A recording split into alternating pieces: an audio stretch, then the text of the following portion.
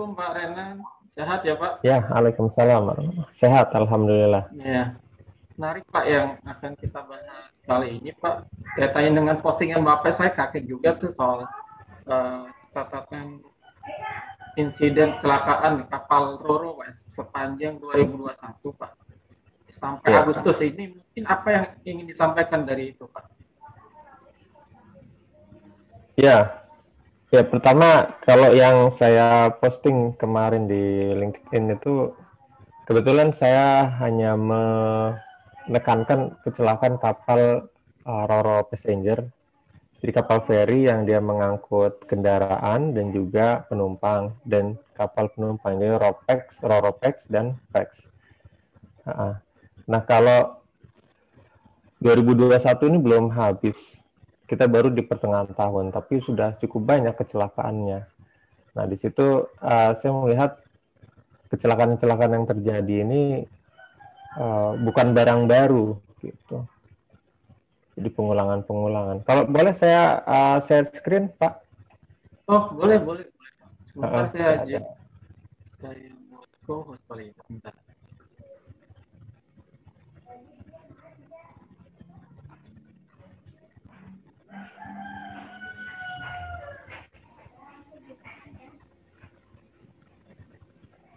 Oke, sudah Pak.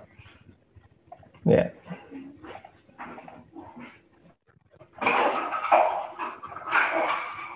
Ya, jadi yang saya ulas kemarin hanya kapal Roro Passenger dan Passenger saja.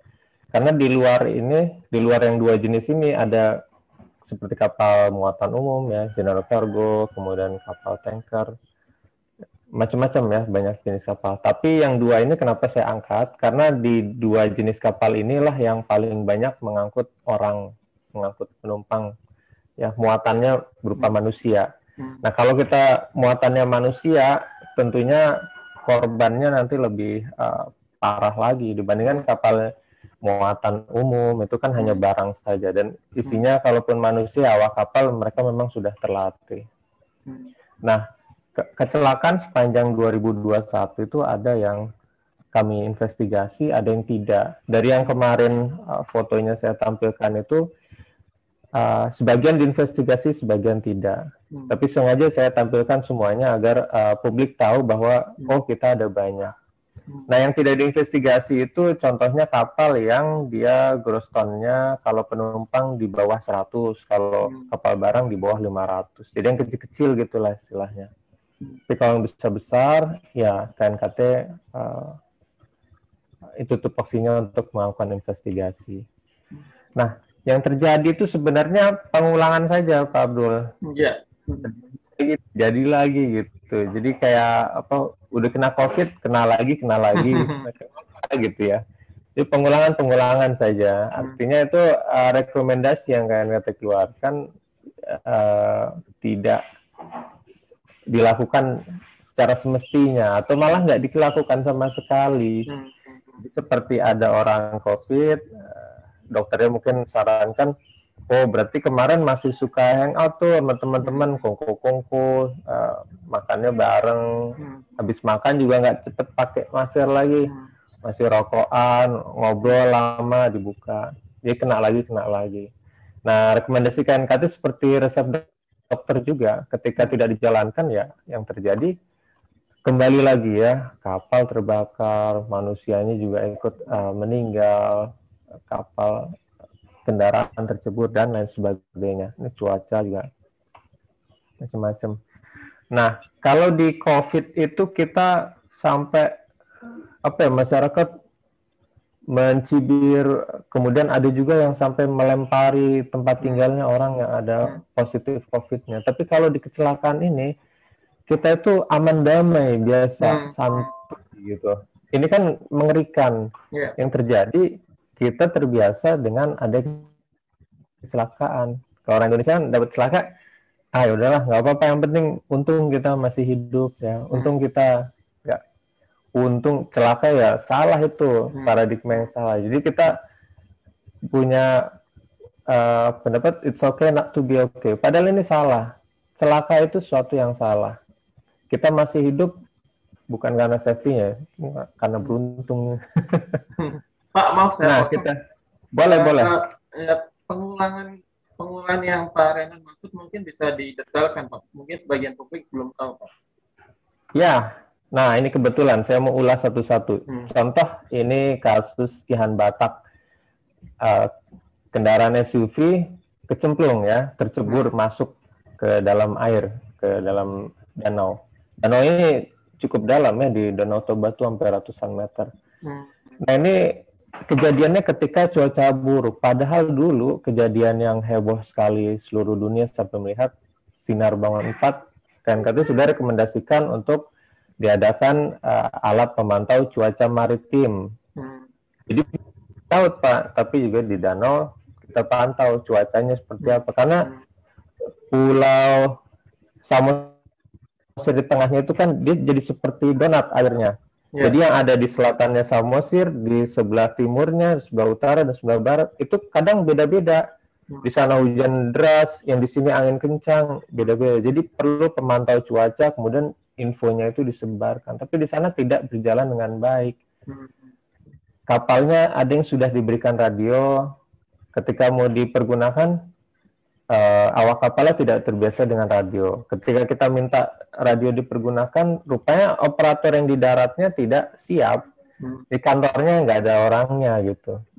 Jadi informasi cuaca itu bisa disebarkan jika rantai informasinya putus. Jadi ini terjadi lagi. Harusnya kan ketika mau cuaca buruk ya jangan sandar dulu lah, jangan bongkar muatan dulu lah gitu. Tahan dulu kemana. Nah, contoh lain lagi, ini yang di Kupang. Nah, ini juga sama ya, cuaca lagi tidak ada early warning sehingga kapalnya yang satu larat, terus tidak memenuhi kebutuhan waktu untuk menghindari senggolan ya, tubrukan terjadi. Ini juga sama ya, masih rangkaian Topan Seroja yang di Kupang. Jadi waktu di Kupang itu Topan Seroja cukup banyak kapal yang kena. Meskipun jumlahnya kalah dengan topan yang di Pontianak. Pontianak itu sampai berapa? 18 atau 19 kapal. Tapi kapalnya kecil-kecil di sana, kapal mancing, tongkang. Tapi kalau yang di Kupang kapal besar-besar. Topan Seroja ya, lebih besar daripada yang di Pontianak. Ya, artinya urgensi penggunaan alat pemantau ini sangat dibutuhkan ya Pak? Sangat Pak.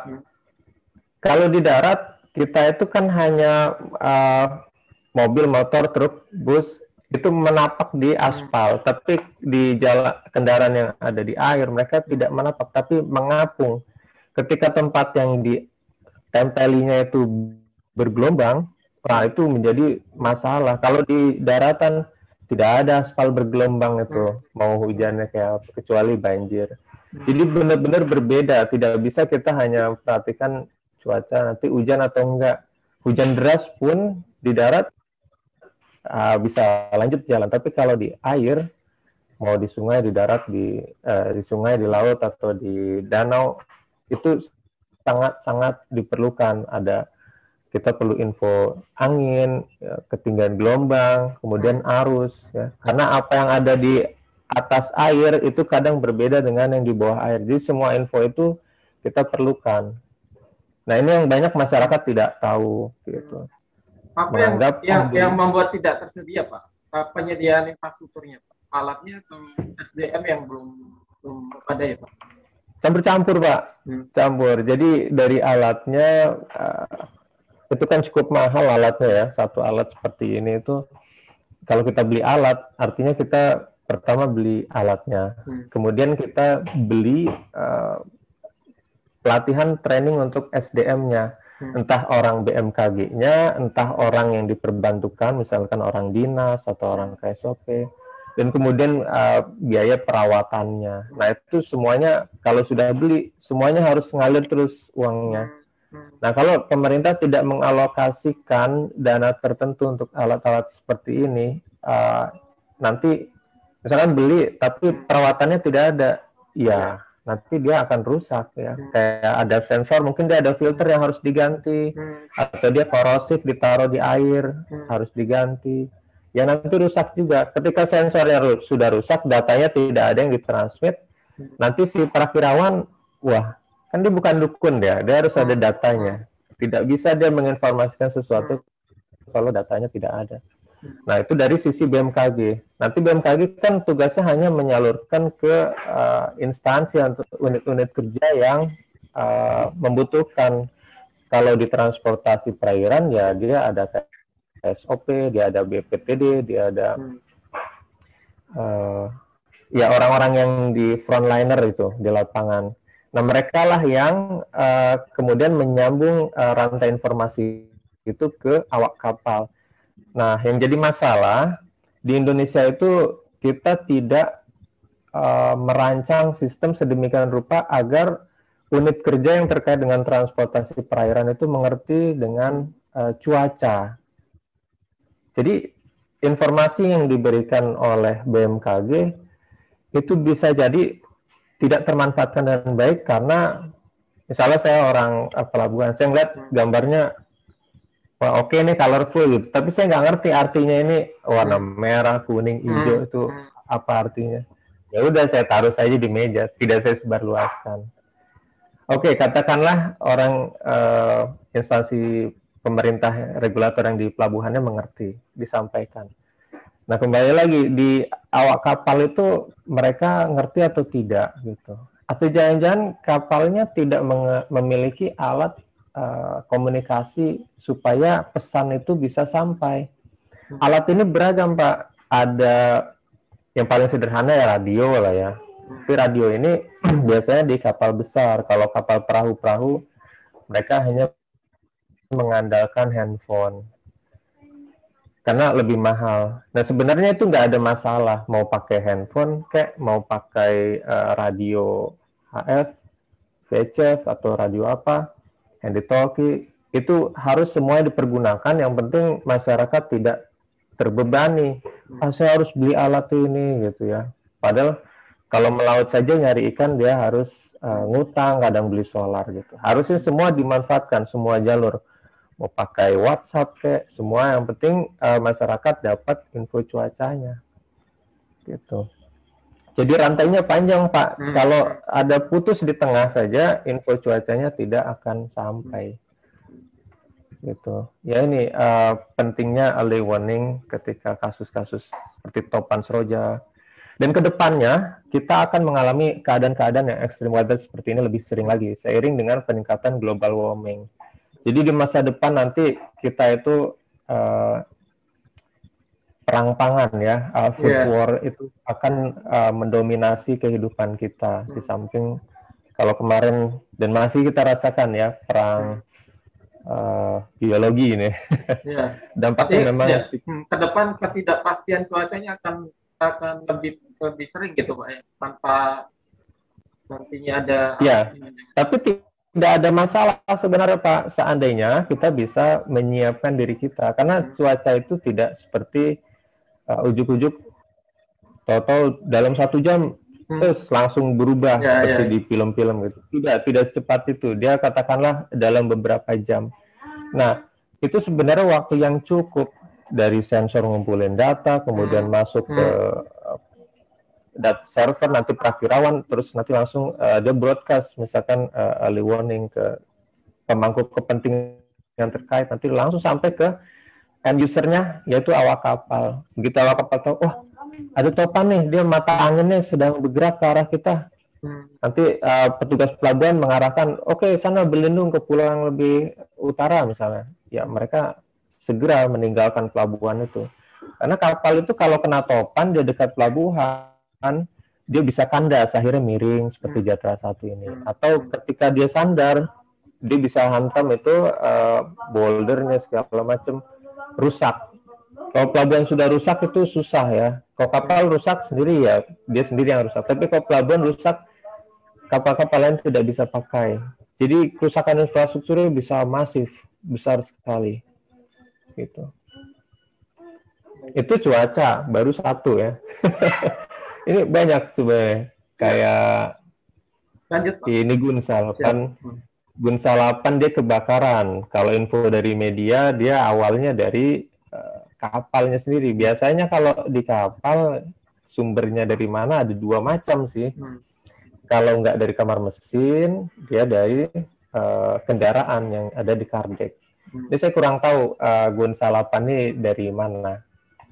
Tapi kalau dari kamar mesin, kita pernah keluarkan rekomendasi di BSP 1 untuk penggunaan peralatan kabel-kabel yang marine use. Marine use itu artinya dia standarnya marine.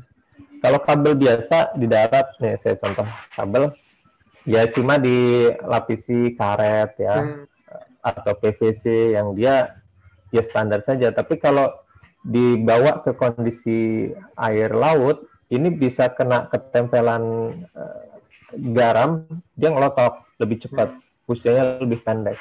Nah, makanya kabel biasa yang land use tidak bisa digunakan di marine use. Nanti ya tadi umurnya lebih pendek.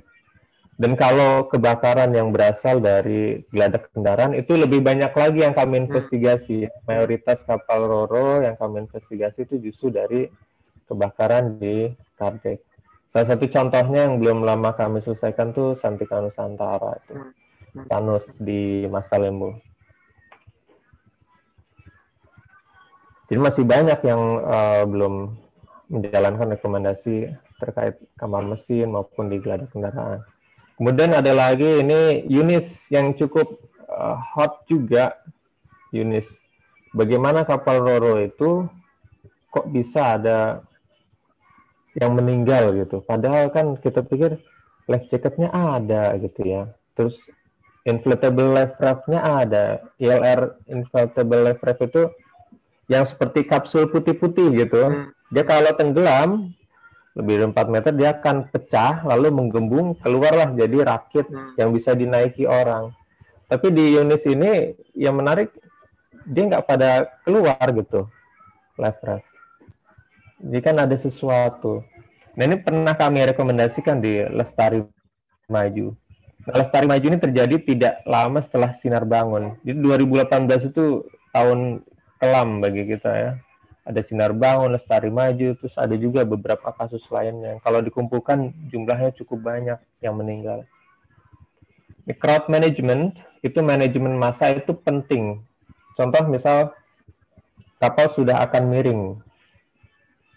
Dia sudah mau terbalik ya. Dalam kondisi sudah mulai, misalkan sudah mulai miring 5 derajat atau 10 derajat. Kalau nahkoda pikir kapal ini tidak bisa lagi dipertahankan, ya harus segera diputuskan penumpang pakai life jacket, kemudian diarahkan ke tempat aman. Tapi jika awak kapal diam-diam saja ya, everything is okay gitu bilangnya, tenang bisa dikendalikan, tapi nggak lama kapalnya terbalik.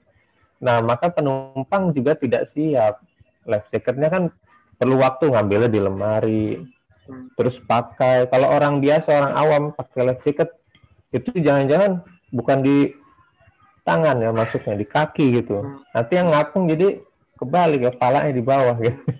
Atau bagaimana naliinnya gitu. Kadang ada yang model tali life jacketnya, ada yang tidak ditali, sehingga ketika menceburkan diri, orangnya terus ke dasar laut, tapi life jacketnya akan mengapung.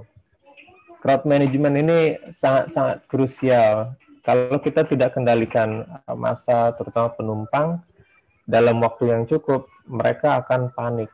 Kalau orang sudah panik, mereka, kalau bahasa Inggrisnya istilah stampede. Jadi jika ada hewan ternak, jumlahnya banyak, melalui satu pintu yang kecil, mereka akan berebutan. Nah, penumpang ini biasanya sering tewasnya itu selain karena tercebur juga karena saling beradu. Ya, misalkan ada hall kemudian terbakar, ada satu pintu, maka orang akan berusaha keluar lewat pintu itu satu-satunya. Entah dengan menyikut orang, menginjak yang sudah jatuh, itu tidak akan peduli siapa teman, rekan, keluarga. Masing-masing orang akan menyelamatkan dirinya masing-masing. Jadi ini amat sangat penting ya. Ini juga terjadi lagi di Yunis. Billy, ini mirip sekali dengan kejadian BJL 1. Belum lama di pelabuhan, kemudian toto miring. Ya, ini indikasi biasanya, kami tidak tahu penyebabnya apa. Waktu di BJL nih air balas. rekomendasi kami di BJL waktu itu, karena ada indikasi pemisah atau skat antara balas di kiri dengan di kanan itu mereka bisa berpindah ya, pemisahnya sudah gagal, sehingga air bisa berpindah dari satu sisi ke sisi lain. Nah, kalau airnya bisa pindah gitu, dengan ditambah tekanan ke salah satu sisi saja, bisa miring dan tidak kembali lagi. Kapal kan kalau benarnya miring ke kiri, nanti balik lagi ke kanan. Tapi kalau air balasnya sudah nggak terkendali, balik seperti ini. Sampai satu sisinya duduk di dasar perairan. Dan ini juga cukup hot kemarin ya, Bukit Sumber Poleang. Ini kapal fiber kebakar. Fiber itu seperti tangki air. Kalau orang lebih familiar tangki air yang mereknya ada Penguin, Eagle gitu ya. Nah, ini sama ya. Cuma mungkin seratnya ditambahin lebih tebal atau pengisinya bedain dikit. Ini terbakar habis. Nah, yang pernah kami investigasi itu Molis ya, mirip. Kalau Zahro Express sama kapal penumpang, tapi itu kapal kayu. Yang mirip ya Molis. Molis ini di dekat Pulau Padar 2018. Waktu terbakar juga, ya akhirnya semuanya berawal dari kebakaran di motor tempelnya pada waktu itu. Meledak blar, kemudian dalam waktu cepat ya. Karena fiber itu sifatnya jika sering, kalau saya contohkan, ini misalnya di bawah bangku penumpang ini ada, di bawahnya ada tangki bahan bakar. Biasanya tempat ngisinya ada di belakang sana, tempatnya jauh. Tapi kadang biar praktis, biar cepat, dikasih bypass isinya pakai jerigen. Jadi dengan pengisian di tempat yang tidak seharusnya itu kadang, kalau istilahnya itu berciprat-ciprat ya, ngecret, bececeran. Nah, itu akan diserap oleh fibernya, bahan bakar itu. Dan dalam jangka waktu yang lama, ya dia seperti apa ya, seperti sumbu gitu. Dia ngandung bahan bakar. Tanpa bahan bakar pun fiber mudah terbakar, apalagi jika fibernya sudah sering kena ceceran bahan bakar, sehingga mudah sekali untuk kemudian terbakar sampai habis. Nah, ini waktu kejadian setelah 2018 itu, yang ada Sinar Bangun, kemudian Lestari Maju. Nah, banyak pengguna ya, terutama anggota AIMO yang memasukkan data kecelakaan. Siapa saja bebas memasukkannya. Nah, Sinar Bangun dan Lestari Maju itu masuk ke daftar kecelakaan yang ada di IHS Fair Play itu. Kemudian sampai hari ini pun jadi rujukan buat AIMO. Nah, Indonesia sukses masuk menjadi negara kedua terburuk di dunia setelah Bangladesh. Nah, ini cukup memalukan. Ya, jadi kalau kita tidak segera membenahi diri, maka kita akan dicap lagi sebagai negara yang reputasinya tidak jauh berbeda dengan negara-negara Afrika lainnya. Seperti di Kongo atau di Zimbabwe, kalau kecelakaan misalnya, itu di Sudan, kecelakaan perairan, terus yang mati puluhan, ratusan. Kalau di Afrika, oke, wajar. Tapi kalau di Indonesia, kok masih aja gitu ya. Ya, kalau kita nggak mengubah diri kita sendiri ya, kita akan tetap seperti ini. Kasihan ya. Ya, kira-kira itu Pak Abdul yang bisa saya sampaikan. Silakan jika ada pertanyaan. Ya, dari keseluruhan insiden yang terjadi sampai Agustus ini kan dominan tadi kebakaran ya. Campur-campur sih Pak. Kebakar tuh kadang jumlahnya nggak banyak, tapi ketika kejadian cukup lebih menyita perhatian karena apinya itu ya. Dan sebagian yang masih belum diinvestigasi itu ada nggak kemungkinan nih karena pemuatan kartu yang tidak terdeteksi gitu Pak? Itu kalau yang dari sejak awal di 2021 sampai sekarang, kebetulan baru satu sih yang rilis ya. Itu untuk kasus seperti itu alhamdulillah belum ada ya yang kami investigasi akibat kargo yang tidak terdeteksi itu alhamdulillah belum ada. Tapi kalau kargo yang tidak dilasing, nah itu salah satunya di Yunis itu. Kargo kendaraan ya maksudnya. Padahal AIMO itu sekarang sudah membolehkan untuk menerapkan nama weather-based lashing, jadi pengikatan berdasarkan cuaca. Kan orang sering bilang, ini kan selatnya pendek nih, cuma setengah jam nyampe. Ya boleh saja, tapi ada syaratnya yang cukup ketat dari AIMO. Katakanlah kalau dia kurang dari, saya lupa ya, 3 hari kalau nggak salah, itu dia harus berdasarkan selama lintasan itu ada real time, jadi weather forecast yang real time. Nah kita berat tidak bisa kita menyediakan, bukan real time tapi analisis cuaca selama 20 tahun terakhir. Tapi kalau yang lebih dari 72 jam atau 3 hari, dia harus berdasarkan data real time. Contohnya dari Jakarta ke Manado misalnya ya, dia kan lebih dari 3 hari. Nah itu harus ada data cuaca di ini, jadi semuanya harus data real. Nah kita itu aja. Tapi susah di sini bukan berarti kita nggak bisa ya, bukan berarti nggak bisa, bisa. Artinya kita harus menyiapkan langkah-langkah ke arah sana. Kalau AIMO mintanya 20 tahun terakhir ya kita harus siapkan. Jadi kan itu praktis kalau kita terapkan. Merak Bakau misalnya nggak perlu lasing, oke. Tapi kita harus lihat di big data itu, kalau di bulan Agustus, sekarang udah September. Kalau bulan September gimana sih gelombangnya, perilakunya? Apakah ada anomali? Misalkan nggak ada, oke, ya lanjut. Tapi kalau misalkan bulan Desember, udah ada anomali biasanya. Dia antara tanggal 26 Desember sampai tanggal 10 Januari misalnya. Nah, itu berarti di tanggal tersebut harus lasing. Mau nggak mau, ya publik mau marah mau nggak, harus lasing. Nah, itu baru tindakan yang tepat. Jadi jangan sampai kita mewajibkan diri harus lasing tapi nggak pernah lasing. Alasannya waktunya lama.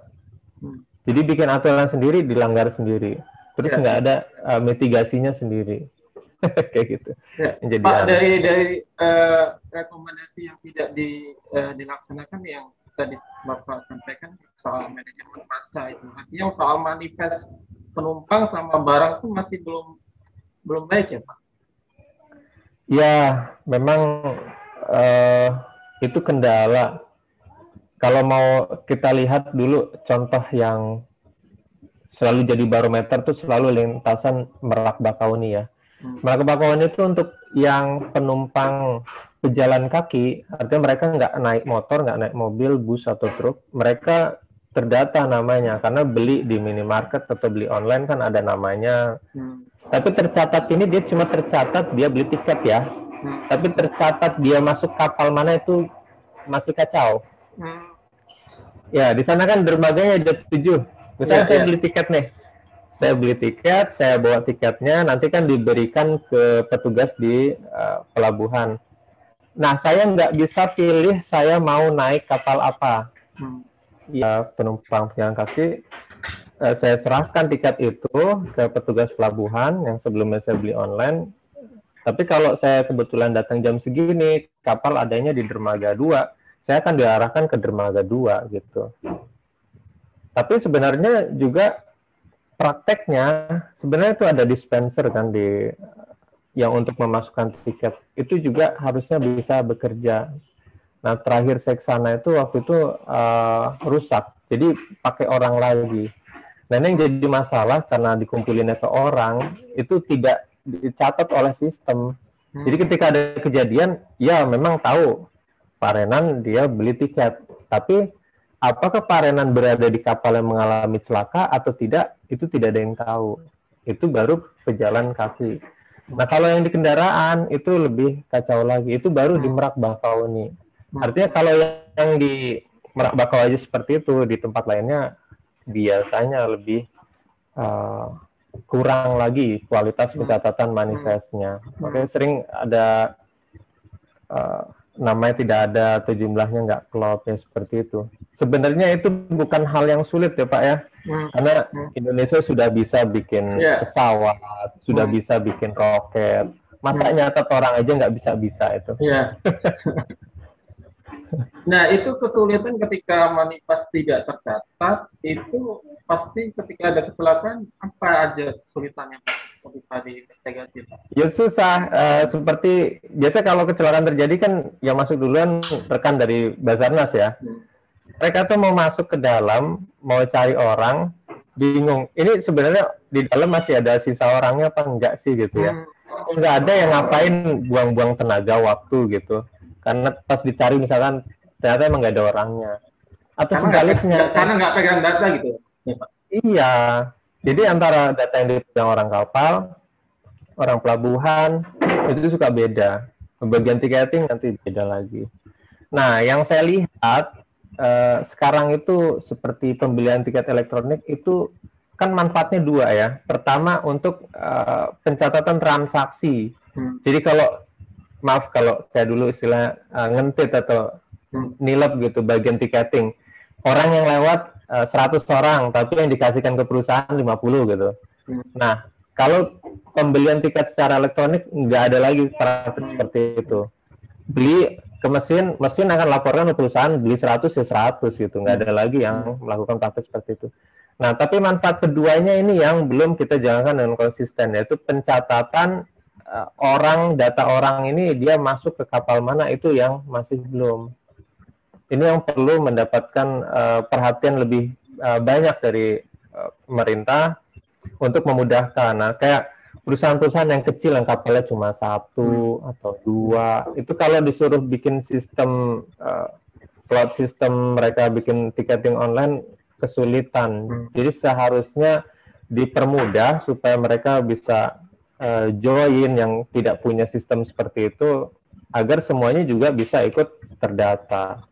Kemudian pencatatan orang-orang yang ada di dalam kendaraan bus, mobil, atau truk, itu harusnya bisa dilakukan jauh sebelum mereka ada di pelabuhan. Kalau udah di pelabuhan kan alasannya nanti jadi lama, nanti antriannya panjang. Ya kalau semuanya ditumpuk di pelabuhan ya seperti itu gitu. Padahal kan bisa sambil jalan gitu menjelang mau ke Merak, udah di pintu tol baru input data lewat HP gitu kan bisa diinstal ya. Jadi lebih cepat saat gitu. Ketika sudah masuk pelabuhan tinggal scan saja barcode.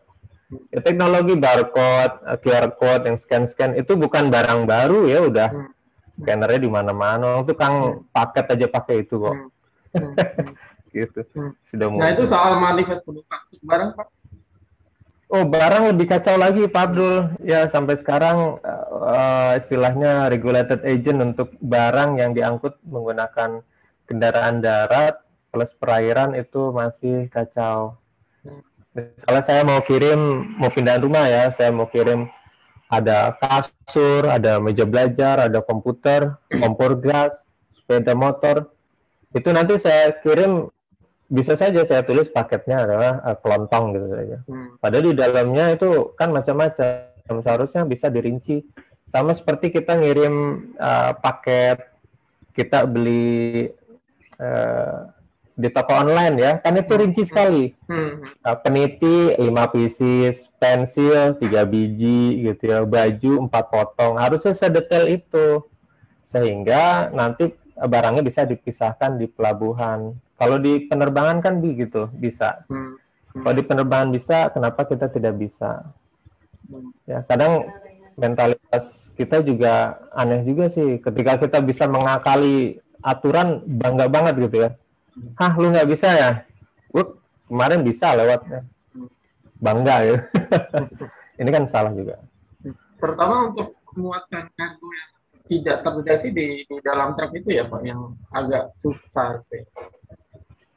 Kalau sudah di truk sebenarnya udah terlambat Pak. Jadi yang di truk itu kayak yang biasa nunggu-nunggu di pintu sebelum masuk ke pelabuhan, itu udah tengah jalan.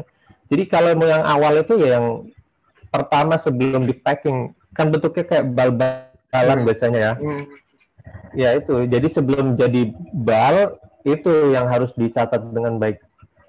Kalau dia bawanya kertas ya tulis kertas. Kalau dia sayur ya sayur spesifik apa. Kalau dia misalkan bahan bangunan ya tulis misalkan dia jenis catnya apa, cat minyak atau apa. Karena ada mungkin kimiawi tertentu yang nanti bisa dia self ignition dengan suhu temperatur di dalam kardek. Jadi kalau udah di truk baru dicatat sudah susah sih. Tumpuk-tumpuk sudah berat. Tapi ada insiden tertentu yang kaitan dengan manifest barang yang tidak tercatat, Pak. Kalimat depannya agak putus-putus, bisa diulangi Pak depannya? Ya, mungkin dari serangkaian insiden kapal laut itu ada nggak yang kecelakaan yang kaitannya dengan manifest barang yang tidak tercatat, Pak? Ada ya, salah satunya yang waktu kejadian di Santika Nusantara itu kita tidak tahu barangnya apa, tapi ada indikasi dari muatan salah satu truk. Isinya sih ada besi-besi ya, terus ada kayak spare part-nya seperti kompor gitu, mungkin nanti di assembly atau dirakit di tempat tujuan. Tapi ada barang yang kami nggak ngerti itu kenapa, karena semua saksi mengatakan dari truk itu. Dari truk itu. Ya kalau di daftar muatan yang kami terima sih, ya standar-standar aja muatannya. Tapi bagaimana suatu muatan itu bisa menyala sendiri? Itu kan jadi pertanyaan. Biasanya ya itu, kalau saya jadi pemilik muatan, saya umpet-umpetin gitu. Karena nanti mungkin ada klien saya di sana, di Kalimantan, dia butuh muatan jenis kimiawi tertentu terkait dengan tambang. Itu sering terjadi itu muatan non disclosure, jadi nggak jujur, ada muatan tertentu, lalu terjadi nyala api, kemudian menyebar ke seluruh geladak kendaraan. Pak, kabar terakhir untuk pelarangan truk odol di pelabuhan itu sampai hari ini gimana Pak? Karena kan sampai hari ini masih jadi angan-angan Pak. Masih kacau gitu. Itu kayak kok susahnya apa ya gitu. Sebenarnya gampang saja sih itu. Kereta api itu sukses ya, bisa melarang orang naik di atap. Kenapa kita tidak bisa? Apa perlu turunkan militer lagi? Militer itu bukan kerjaan yang ngurusin itu ya. Menurunkan apa citra sebenarnya, militer ngurusin yang gitu-gitu. Ya. Jadi harusnya itu bisa diselesaikan. Nah, saya khawatir ini ada kepentingan tertentu gitu di belakangnya yang ya orang-orang besar. Tapi siapapun mereka lah, ketika kita tidak menggunakan truk odol, sebenarnya yang diuntungkan semua pihak. Si pemilik truk, ya dia sasisnya jadi awet, pernya awet, bannya awet, mesinnya awet. Terus yang pemilik jalan raya, pemerintah atau pemilik jalan tol, dia jadi awet kan, jalannya lebih lama. Kemudian pengguna jalan juga jalannya tidak berlubang-lubang, jadi semua senang. Kalau dikhawatirkan, wah nanti biaya pengirimannya akan jadi mahal. Mahalnya semahal apa sih gitu? Orang sering bilang seperti itu. Ini harus didukung, itu seperti pernyataan klise kita mau membabat industri katakanlah narkoba ya. Wah nanti itu kan mata pencarian orang lain ya. Kita mau memberantas prostitusi. Wah nanti mereka kerja apa? Sini datanya gitu ya. Itu alasan-alasan klasik. Alasan yang tidak pakai data. Seberapa sih tingginya kalau harga akan naik? Paling tinggi-tingginya biasanya truk itu odol isi 2 truk paling maksimal. 2 truk dimasukin jadi 1 truk. Ya katakanlah ciki satunya 1.000 naik jadi 2.000. Enggak terlalu masalah.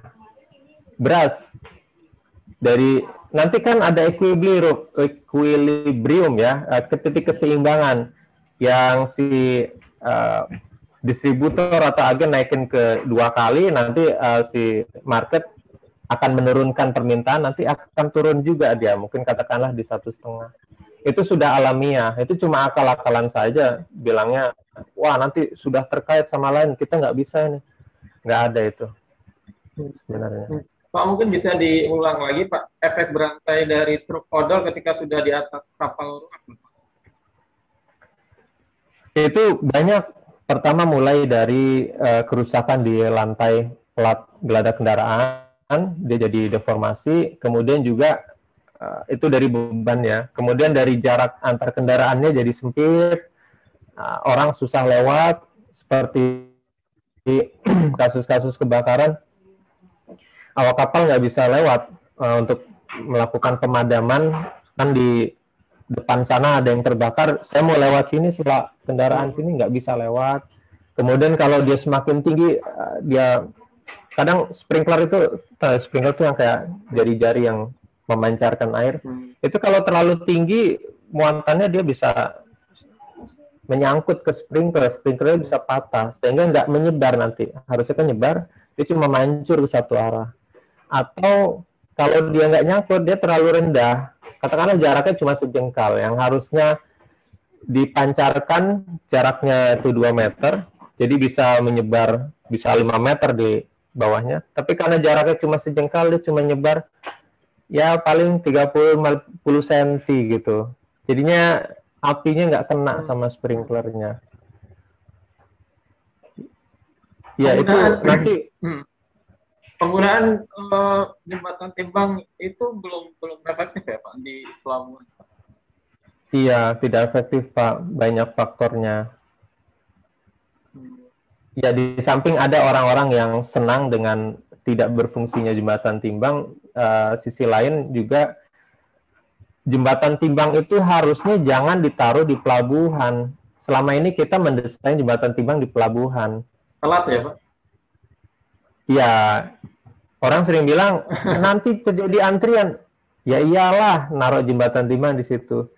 Saya waktu studi di Australia, jembatan timbang itu nggak ditaruh di pelabuhan. Dia di tengah freeway. Jadi kayak di daerah yang di situ nggak ada desanya, pokoknya di antah berantah. Dan itu juga nggak ada petugas ya. Kalau ada truk, dia akan keluar sendiri, nimbang sendiri gitu. Nanti kan ada kamera. Jadi sekiranya kendaraan itu memiliki satu kekurangan ya, defisiensi odol, dia harus dikurangi. Ya dilakukan di situ, jangan jauh-jauh di pelabuhan.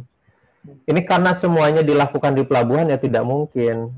Analoginya gini, kita datang ke bandara, nggak dicek validasi hasil antigen, nggak dicek hasil vaksin, nggak dicek boarding pass-nya, tapi semuanya dilakukan di boarding lounge. Apa yang terjadi? Crowded kan? Ya iyalah, semuanya ditumpuk di situ. Oh di bandara kan gitu, dipisah-pisah. Mulai dari cek kesehatan, udah vaksin apa belum. Jadi berantai. Di sini nggak bisa keluar, sini bisa, oke lanjut. Sini nggak bisa keluar, di sini bisa. Jadi terus screeningnya berlanjut. Nah selama ini kita tuplak-tuplak semuanya di pelabuhan. Pelabuhan sering berkilah, kami nggak punya tanah Pak. Ya ini memangnya pemerintah cuma punya tanahnya di pelabuhan saja, kan banyak sebenarnya tanah itu bisa dimanfaatkan. Gimana caranya supaya tidak bertumpuk di pelabuhan? Karena kalau daerah itu aman dari celaka, toh yang untung daerah itu juga kan, bukan cuma pemerintah pusat. Jadi semuanya harus sinergi lah antara daerah dengan pusat. Gitu. Baik, terakhir Pak Renan, dari semua rekomendasi mungkin hampir semua ya tidak dijalankan, apa prioritas yang realistis untuk dijalankan oleh pemerintah? Yang realistis. Sebenarnya semuanya realistis Pak. Menggunakan kabel marine use itu realistis. Mahal dikit ya, tapi mahalan mana beli kabel dengan beli kapal baru? Mahalan beli kapal baru.